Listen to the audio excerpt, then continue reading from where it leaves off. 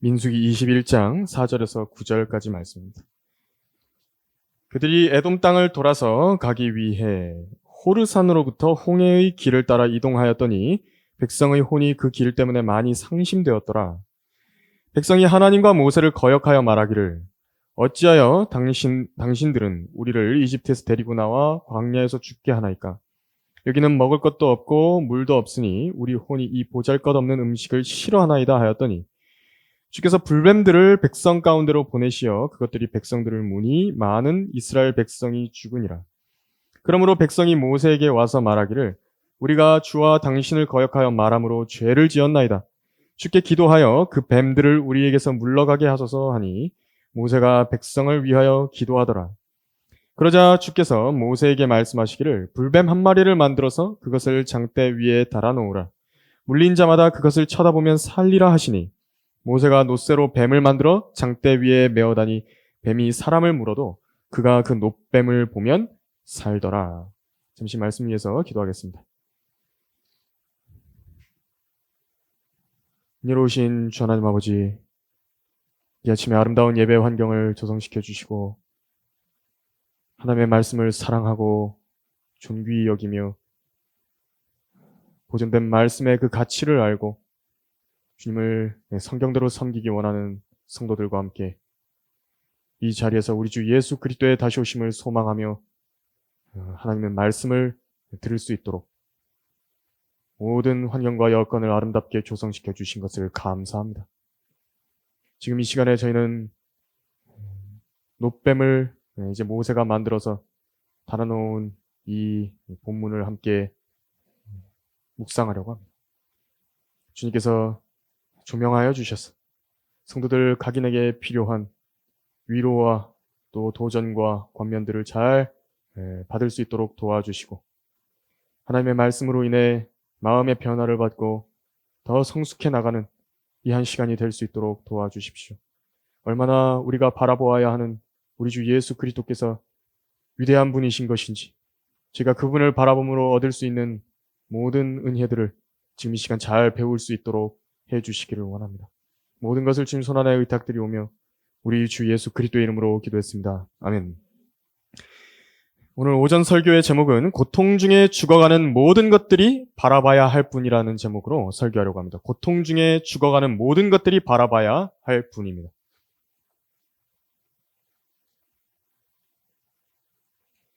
이스라엘은 40년간 광야 생활을 했습니다. 가나안 땅으로 이제 들어갈 길을 향해서 가고 있는데 하나님께서 인도하시는 길이 조금 돌아가야 됐습니다. 그래서 에돔의 길 때문에 이 길이 바로 에돔의 길 옆에 있었던 그 홍해의 길인데요. 이 길 때문에 이스라엘이 상심했고 그들의 조상들이 했던 대로 5절처럼 하나님께 불평을 했던 것입니다. 어찌하여 당신들은 우리를 이집트에서 데리고 나와 광야에서 죽게 하나이까? 여기는 먹을 것도 없고 물도 없으니 우리 혼이 이 보잘것없는 음식을 싫어하나이다 라고 한 것입니다. 보잘것없는 음식이라고 말한 것은 지금 만나를 말하는 것입니다. 그런데 이것은 천사들의 음식이었고 요즘과 같이 건강 걱정, 변비 걱정, 당뇨 걱정, 각종 성인병이라든지 영양 균형을 생각하지 않고 먹어도 되는 그런 음식인데요. 그것을 보잘것없다라고 불평을 했던 것입니다. 40년간 이 빵을 먹었더니 질렸다는 거죠.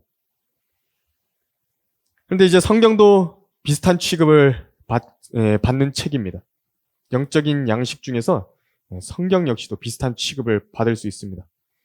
자기들이 이제 많이 읽어봤다는 것이죠. 그러면서 이제 지루하다고 생각하는 것입니다. 조지 밀러나 러크만 목사님은 거의 60년을 이 책을 읽으셨는데요. 그 이상을 읽으셨죠. 하늘의 양식이고 영을 살찌우며 사람들의 영적 생명을 불어넣는 진귀한 하나님의 말씀이고 1500년간의 교회 시대 동안에 이 말씀을 지키기 위해서 피를 흘려가면서 싸웠던 하나님의 빵인 것인데 이제 오늘날과 같이 풍족한 세상에서는 성경을 읽고 공부하는 사람들의 마음속에서 이렇게 따분하다는 보잘것없다는 그런 생각이 들기도 하는 것입니다. 이렇게 되는 데는 이유가 있습니다. 이게 성경적인 믿음의 생활이라고 하는 것은 우리 육신에요. 아주 감각적이고 자극적인 이런 경험을 선사해 준다든지 아니면 매일 다른 어떤 스펙타클한 여정이 있다라는 것이 아니라는 것을 우리가 알아야 됩니다. 이 믿음의 생활이라고 하는 것은 신실함으로 포장되어 있는 도로를 달리는 것입니다.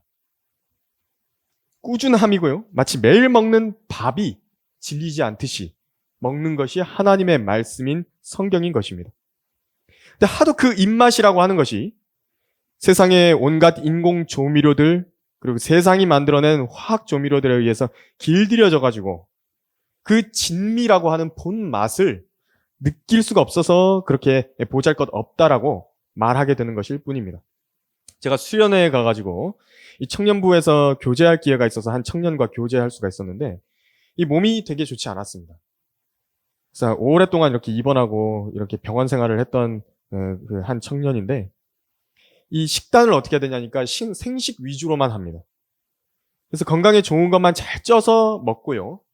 그 자체 이 생식하는 그 재료 안에 들어있는 나트륨 가지고만 다 자기가 이제 섭취를 하는 것이었습니다. 일체 과자라든지 음료수라든지 밀가루 등 이런 음식들을요 끊어야 됐다라고 이야기를 했습니다. 저에게. 그래서 저는 이제 물어봤습니다. 아니, 무슨 재미로 사느냐? 도대체 무슨 맛으로 이렇게 먹고 사느냐? 그렇게 식사를 하고 있느냐 하는데 그 자신이 이제 이야기를 합니다. 좀 어렵지 않냐 그랬더니 아니랍니다. 이게 그걸 많이 먹었더니 입맛이 바뀌더라는 것입니다. 그렇게 먹는 게 맛있답니다. 미각이 막 살아난답니다. 세상의 온갖 죄악과 유행, 세상의 풍조, 죽은 행실 이런 것에 맛을 들여놨다고 한다면요. 그래서 자극적인 영상들이라든지 유튜브 영상들, TV, 영화, 만화, 드라마 이런 것에 맛들여 놨다고 한다면요. 영적인 입맛도 바뀝니다. 그래서 우리가 무엇을 보느냐가 그 영적인 입맛을 좌우하는 것입니다. 바라보는 게 뭐냐? 내가 뭘 보고 있느냐? 그래서 영적인 문제에 있어서 보는 것은 이제 자신의 무엇을 바라보느냐에 따라서 빛으로 자기 속을 가득 차게 만드느냐 아니면 어두움에 가득 차게 만드느냐 그 차이를 만들어내는 것입니다. 그래서 영적인 상태라고 하는 것은 무엇을 쳐다봤냐 무엇을 바라보고 있냐 그것에 따라서 바뀌어버리는 것입니다. 오늘 본문에는 놋뱀을 쳐다보면 산다고 이야기했죠. 놋뱀을 보면 산다고. 무엇을 바라보느냐로 근본적인 문제가 해결이 되는 것입니다. 특히 죽음과도 같은 그런 강력한 고통들에 대해서도 해결해 줄 수 있다라고 지금 말씀하고 있는 것입니다. 이 불뱀에게 한번 물리게 되면요. 그 몸이 그 독 때문에 불에 타는 듯한 고통을 느낀다 그럽니다. 그러다가 이제 죽음에 이르게 되는 것입니다. 놋뱀을 그러나 쳐다보게 되면 그 문제를 해결할 수 있다라고 말씀하신 것인데 이 영적인 문제들도 마찬가지입니다. 그래서 성경은 우리가 어떤 죽음의 고통들을 당할 때가 있습니다. 그럴 때에 영적인 고통들을 당할 때가 있는 것입니다. 그럴 때에 무엇을 바라봐라, 무엇을 봐야 된다 라고 말씀하신 구절들이 성경에 나옵니다.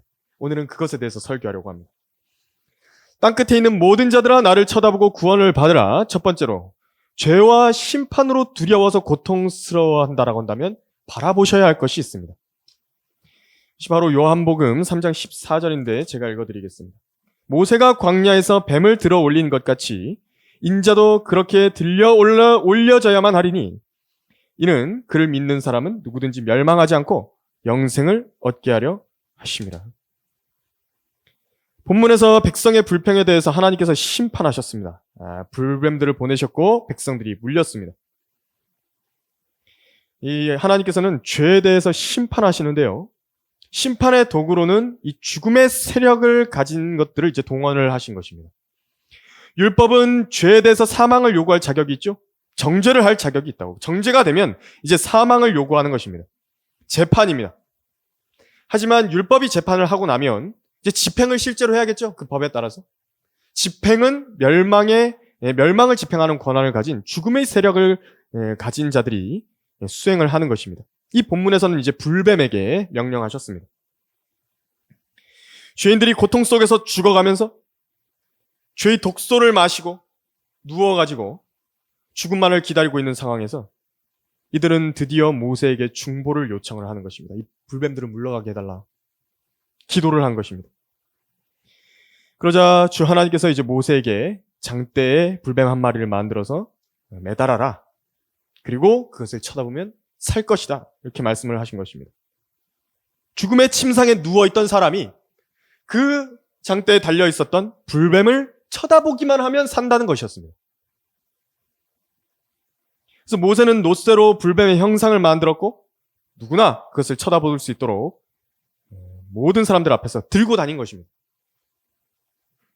이 놋뱀을 쳐다보라고. 이 놋뱀을 쳐다보면 산다고. 이 놋뱀을 쳐다보면 산다고. 놋뱀을 바라보면 죽음으로부터 살았던 이스라엘 백성처럼 이제 누구라도 장대 위에 매달리신 예수 그리스도를 바라보면 살게 되는 것입니다. 성경은 주 예수님께서 친히 율법의 저주가 되셨다고 말씀을 하셨습니다. 그리스도께서 우리를 위하여 저주가 되셔서 율법의 저주로부터 우리를 구속하셨으니 기록되기를 나무에 매달린 자는 누구나 저주받은 자라고 하였도다. 예수님이 저주받은 자였답니다. 하나님께서 저주받을 죄인들을 율법 시대에서요, 일부러 나무에 매달아 죽이신 사례가 많이 있습니다. 다윗의 때에 이스보셋이라는 그 북왕국의 왕이 있었거든요. 사울의 아들인데 그 사람이 자고 있는데 누가 암살을 해가지고 그 사람을 다윗에게 그 사람의 머리를 가지고 왔더니 그 암살자들을 다윗이 죽여가지고 나무에 매달아 버린 것입니다. 다윗 왕에게 반역했던 압살롬도 나무에 매달려서 죽었습니다. 여호수아는 어땠습니까? 저주받았던 그 가나안 땅의 왕들이 있죠. 그들을 죽여서 나무에 매달았고요. 주 예수님을 배반했던 유다 이스카리ot도 나무에 매달아 죽었던 것입니다. 자살을 했습니다. 그래서 가장 흉악하고 사악한 죄인들을 죽일 때에 하나님께서는 의도적으로 나무에 매달아서 죽이게 하셨던 것인데 유다 이스카리ot도 나무에 매달려서 죽었는데 예수 그리스도도 나무에 매달려서 죽으셨던 것입니다. 그래서 유대인 중에서 율법을 좀 공부했다라고 말하는 사람은 누가 보더라도 나무에 매달려 죽은 사람은 하나님께로부터 버림받은 사람이다 라고 판단을 합니다. 하나님의 법에 의해서 그 사람은 도저히 받아주고 살 가치가 없는 사람이다. 반드시 죽어야 되는 범죄자다. 이 취급을 하는 것입니다. 저주 자체입니다. 율법의 모든 저주가 그 매달려 있는 육체에 임해서 그 사람이 얼마나 큰 죄인인 것인가, 하나님께 저주받은 것인가, 그 효시로 다 보여주는 거죠. 만천하에. 그런데 그게 누구를 위한 것이냐니까 그리스도께서 우리를 위하여 저주가 되셨다 말씀하신 것이었습니다. 그 저주를 하나님을 대적하던 원래 내가 받았어야 되는 것인데 내가 달려 있어야 되는 그 자리에 예수님께서 대신 달려 계신 것입니다. 또 성경은 예수님께서 그 죄 자체가 되셨다고 말씀하셨습니다. 하나님께서 죄를 알지도 못하는 그를 우리를 위하여 죄로 삼으신 것은 우리로 하여금 그 안에서 하나님의 의가 되게 하려 하심이라. 이 말을 했던 바울은 바리새인이었습니다. 그는 자기가 하나님 앞에 의롭다고 생각하고 있었던 겁니다. 하지만 알고 보니까 자기가 제일 심각한 죄인입니다.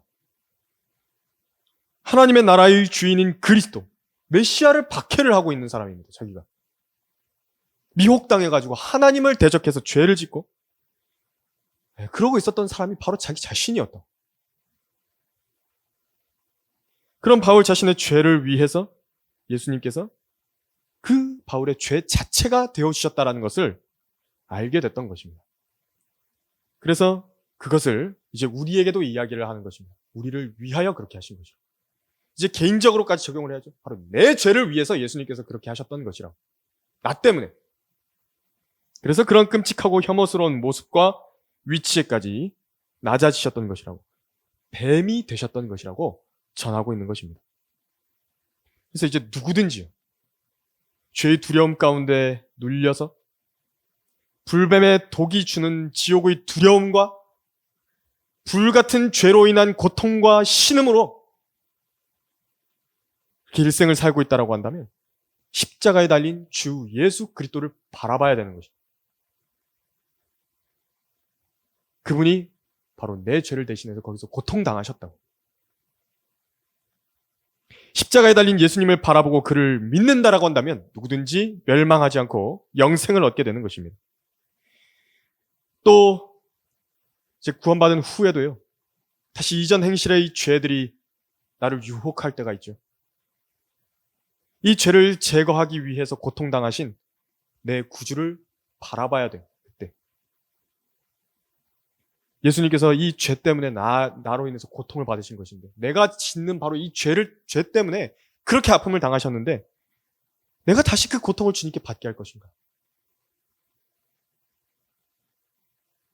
또 어떤 사람들은 지은 죄들로 인해서 하나님과의 교제를 회복하지 못할 것이로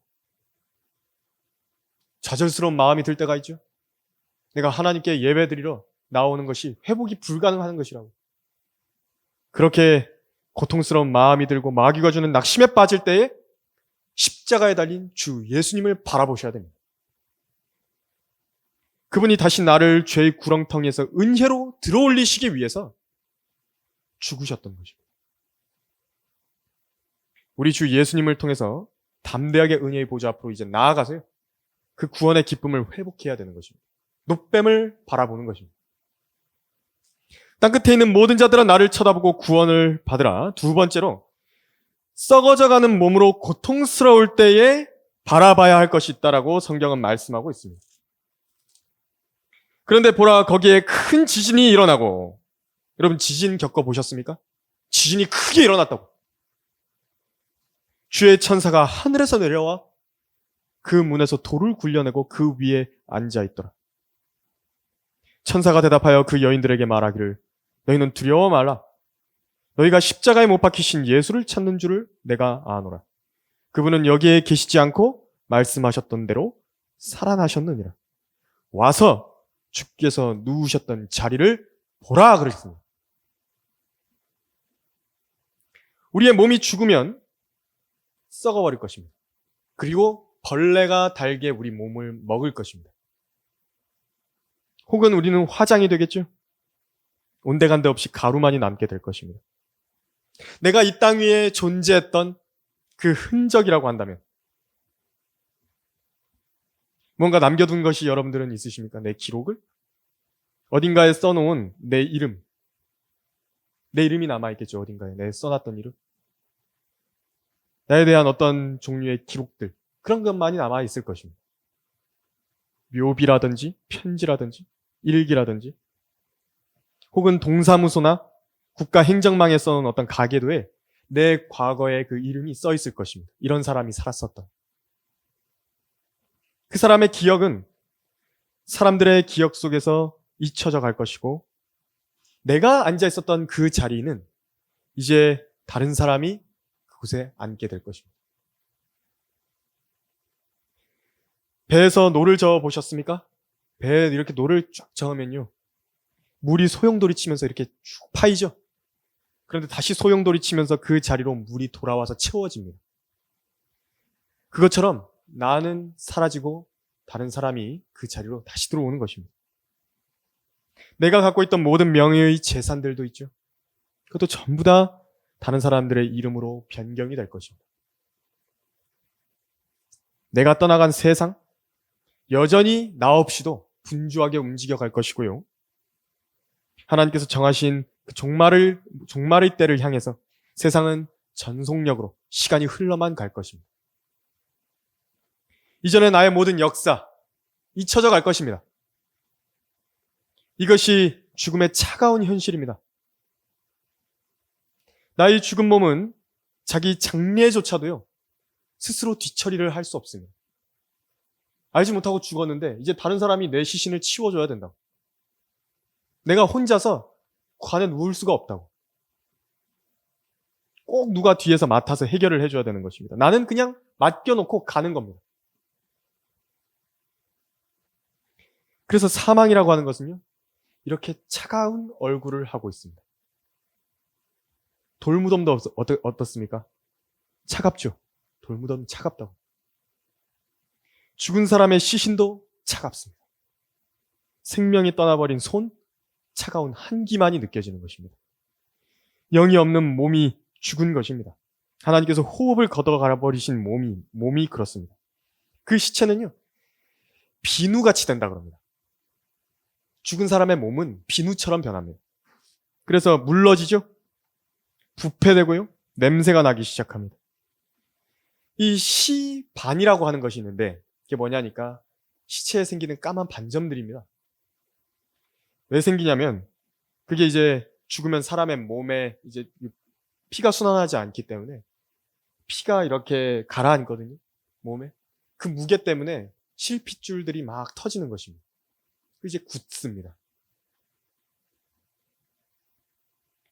그래서 아무리 아름다웠던 사람의 몸도 죽으면 볼품이 없어지는 것입니다. 누가 죽은 시체를 옆에 두고 밤잠을 자고 싶습니까? 누가 내 옆에 죽은 시체가 누워있는데 거기서 자는데 편하게 잠을 잘 수가 있겠습니까? 얼마나 소름이 끼치고 소스라칠 일입니까?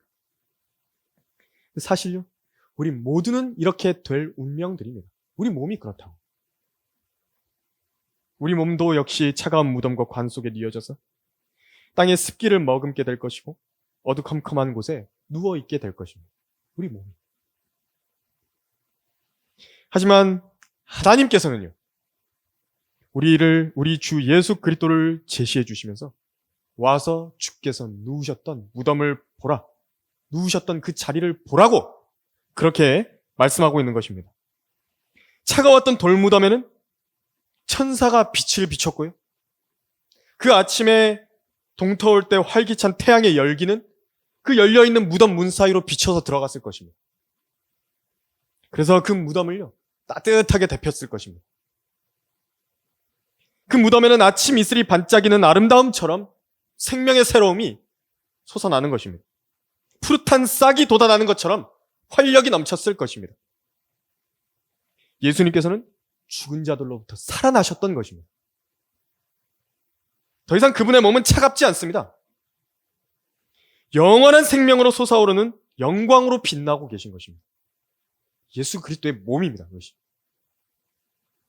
우리에게는 동일하게 그 몸을 약속해 주셨습니다. 우리의 시민권은 하늘에 있으므로 우리가 그곳으로부터 오실 구주이신 주 예수 그리스도를 기다리고 있으니 그가 만물을 자신에게 복종시키는 그 능력의 역사로 인하여 우리의 천한 몸을 그분의 영광스러운 몸같이 변모시키시리라. 빌립보서 3장 20절에서 21절까지.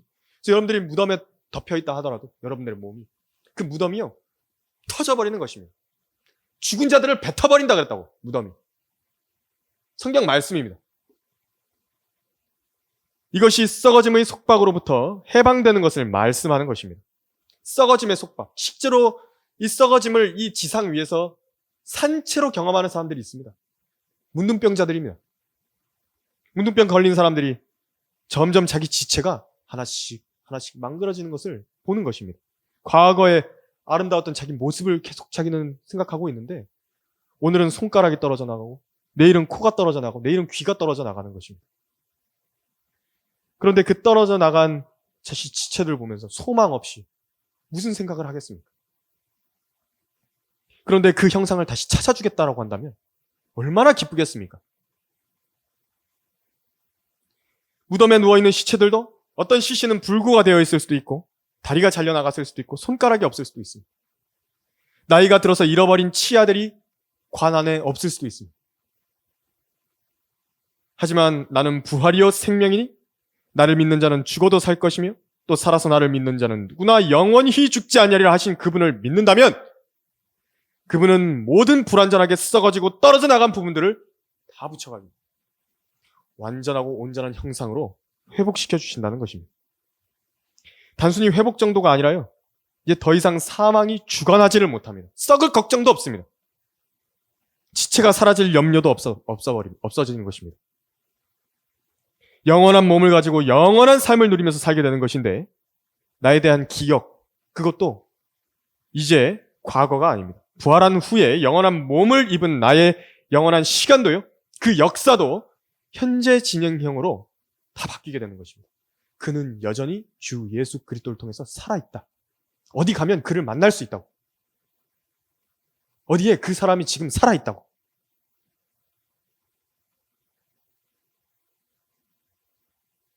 잊혀지는 것은 슬픈 일인데 그때는 그런 게 없습니다.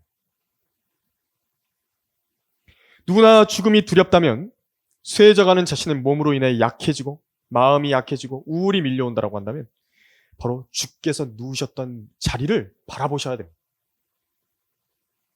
비어있는 무덤을 바라보십시오. 굴려져 버린 무덤의 큰 돌문을 바라보십시오. 사망은 우리로부터 그 쏘는 힘을 잃어버리는 것입니다. 물론 우리가 잠깐 죽음을 맛볼 수는 있습니다. 맛보게 될 수 있죠. 죄의 몸이 잠을 청할 수도 있습니다. 하지만 우리는 죽음 자체를 보지는 않는 것입니다. 잠깐 잠든 것입니다. 우리에겐 부활의 약속이기 때문에 그렇습니다. 땅끝에 있는 모든 자들아 나를 쳐다보고 구원을 받으라. 세 번째로 믿음의 경주에서 지칠 때에 바라보라고 하신 것이 있습니다. 믿음의 경주에서 지칠 때 나에게 바라보라고 하신 것이 성경에 명령이 되어 있습니다. 우리가 쳐다봐야 될 것입니다.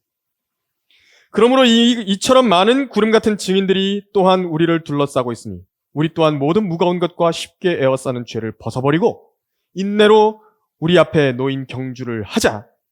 그리고 우리 믿음의 창시자요 완성자이신 예수를 바라보자.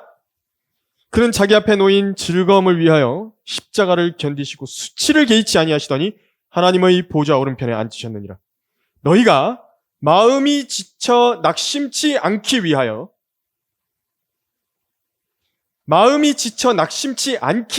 자기에게 저질러진 죄인들의 그와 같은 모순된 행동들을 견뎌내신 그를 깊이 생각하라 그랬습니다. 그래서 하나님께서는요, 이 구절에서 말씀하셨죠? 우리 각자 앞에 경주를 놓아주셨다 그랬습니다. 경주가 있다고. 나에게 주신 것입니다. 나에게 하라고 주신 경주가 있습니다. 바울도 그것을 받았는데 그걸 뭐라고 불렀냐니까 나의 달려갈 길이라 이렇게 이야기를 했습니다. 각자를 부르신 그 위치에서 하나님께서 자신에게 주신 역할을 잘 달려가면서 감당하는 것을 말하는 것입니다. 우리 각자에게 그것이 있습니다. 내가 달려가야 할 길이 있다. 그런데 이 경주를 달려가면 무엇이 필요하냐니까 인내가 필요하다라고 말씀하셨어요. 인내가. 그렇죠? 인내가 필요하다고. 인내로 경주를 하자 그랬습니다. 왜 인내가 필요할까요? 힘드니까 그렇습니다. 인내는 힘듭니다. 힘드니까 인내가 필요하다고, 경주가. 어떻게 인내를 가질 것인가? 예수님을 바라봐라. 이게 답입니다. 우리 믿음의 창시자요 완성자이신 예수를 바라보자. 그것이 인내를 가지는 방법이고요. 반복되는 연단을 견뎌내는 방법입니다. 환난은 인내를 이루죠. 인내는 연단은 소망을 이룬다 말씀하셨습니다. 예수님을 바라보게 되면요, 환난을 인내하게 되고 여러 번의 인내 과정을 거쳐나가면서 그 연단들이 계속 이루어지고 거기에서 이제 소망의 사람이 되는 것입니다. 마치 대장장이가요, 뜨거운 쇳불에 쇠붙이를 넣었다가 달궈진 것을 그대로 꺼내가지고 모루에 두고 망치로 내려치지 않습니까? 그리고 다시 찬물에다가 넣습니다. 다시 쇳불에다가 넣는 것입니다. 이 과정을 반복하는 것입니다. 그리스도인의 인생입니다. 그 과정마다요, 우리가 예수 그리스도를 바라봐야 된다라고 말씀하신 것입니다. 그때가 있을 때마다 무엇을 바라보는 것인가? 어떻게 바라보는 것인가? 그 구체적인 내용이 무엇인가? 예수님께서 자기의 달려갈 길이 있으셨죠. 예수님도 자기 달려갈 길이 있으셨다. 그 십자가의 길을 달려가시면서 어떻게 믿음을 완성시키셨는가? 그걸 바라보라는 것입니다. 우리는 우리의 문제들로 인해서 고난을 받죠? 많은 경우 그렇습니다. 우리가 심은 것을 거두느라 고생할 때가 많이 있는 것입니다. 하나님의 다루심을 받을 때도 많이 있습니다. 근데 우리는 그걸 다 고난으로 우리 안에서 받아버리는 것입니다. 하지만 예수님께서는요, 전혀 그런 고난을 받을 일이 없는 분이십니다, 사실. 죄를 알지도 못하는 분이십니다. 그런데 그런 흉측한 뱀의 형상을 자기가 입으셨을 뿐만이 아니라 하나님의 진노를 다 받아버리신 것입니다. 자기를 치는 죄인들의 모순된 행동까지 그걸 견뎌내셨다는 것입니다. 내가 맞을 이유가 전혀 없거든요. 근데 맞아야 된다고. 내가 채찍에 맞을 이유가 전혀 없는데 사람들이 나를 채찍으로 때린다고. 이 십자가에 매달릴 일이 없거든요. 근데 십자가에 매달아 버리는 것입니다. 근데 그것을 견뎌냈다고 했습니다. 견뎌냈다고. 그러니까 이런 불법적이고 모욕적인 일이 예수님께 이루어졌었는데 그분께서요, 뭐 인격적으로 전혀 타격을 받지 않고 그런 게 아닙니다. 기분 나쁘죠. 아픕니다. 모욕적이고 굴욕적이며 슬프고 분노가 차오르고 응당 보응하고 싶고 치가 떨리는 일이지만 그것을 견뎌냈다라고 나와 있는 겁니다. 견뎌냈다고. 그런 게 드는데, 그런 마음이 드는데 견뎌냈다고. 아예 그런 마음 자체가 안 든 게 아니라 주님이 그런 인간적인 감정 자체를 못 느끼신 분이 아닙니다. 인성을 가지신 완전한 인간으로서 사람의 희노애락을 다 느끼셨던 분입니다. 그 중에서의 십자가의 조롱과 모욕은 주님이 어떻게 수치를 개의치 않으시고 그렇게 견디신 것인가? 자기 앞에 놓인 즐거움을 바라보셨다 그랬습니다. 내 앞에 놓인 즐거움을 바라봤다. 이 십자가 뒤에 뭐가 있는지 예수 그리스도께서는 바라보신 것입니다. 자기의 죽음으로 인해서 하나님께서 태어나게 하실 자신의 씨를 보신 것입니다. 아, 내가 이 십자가를 통과하고 나면 여러분들과 같은 사람들, 저와 같은 그런 사람들이 태어날 것이라고. 그것을 보신 것입니다. 우리 거듭남을 보신 것입니다. 그 기쁨, 즐거움이 주님의 손에서 번창할 것이라고 말씀하셨습니다. 그 즐거움을 위하여 십자가를 견디신 겁니다.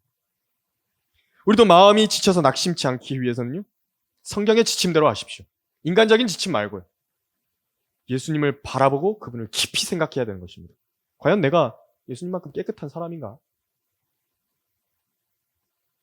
그렇지 않은데 이 땅에서 당하는 모든 고초가 예수님만큼 억울할 일인 것인가? 주님의 인내는 단순히 겟세마나에서부터 그 다음 십자가 그 다음 날이죠. 까지가 아니었습니다. 그분은요, 이 땅에 오셨을 때부터 33년 반생의 전체와 부활 직전까지 인내로 자기 경주를 달려가신 분이십니다. 하나님의 아들로서 자기가 하나님의 아들인데 마땅히 지위와 찬양과 능력과 기적을 드러내실 수 있는데 그런데 거기에서 인내하신 것이고 절제하신 것이고 겸손하게 자기를 낮추신 것이고 참으신 것입니다. 3일 낮과 밤을 땅의 심장 속에서 하나님께 버림받은 죄인들의 혼과 같은 장소에 있었어야 했지만 성경을 이루시려고 인내하신 것입니다. 우리에게도 고난 중에는요, 인내가 요구되는 것입니다. 성경은 우리의 고난 중에 하나님을 의식하여 그것을 참으면 이것은 감사할 일이고 하나님께서 기뻐하실 일이고 영광이 있고 보상이 있는 일이다. 분명하게 말씀해 주셨습니다. 베드로전서에서 그랬죠? 여러분들 고난 중에서는 인내가 어려울 것입니다. 믿음을 버리고 모든 것을 포기하고 싶습니까? 이전에 달려왔던 모든 경주들을 내려놓고 싶습니까? 모든 간증들과 믿음의 선한 고백을 모르는 척 해버리고 싶습니까? 낙심하지 않기를 원한다라고 한다면 바라봐야 할 분을 바라봐야 됩니다. 바울도 그 수많은 고난을 견뎌내고 인내할 수 있었던 이유는요, 바로 예수 그리스도를 바라본 것인데 자신이 주님을 박해했던 일 때문에 자기에게 이 정도 고난이 왔다고 해서 그것은 대단한 게 아니라고 계속해서 그것을 바라봤던 것입니다. 그런데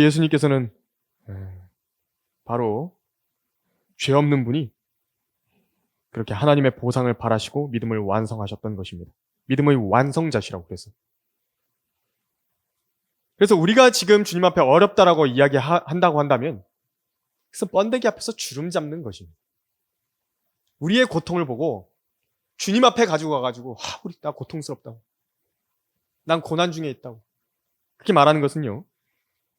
군대의 극한의 교육 훈련들이 있죠. 고공낙하 훈련이라든지 이런 천리 행군이라든지 이런 어려운 그런 교육 훈련들이 있다고요. 지금 그거 수료하고 나서 사람들한테 이제 막 자랑을 합니다. 하지만 그 자랑을 전쟁 영웅 앞에서는 할 수 없는 것입니다.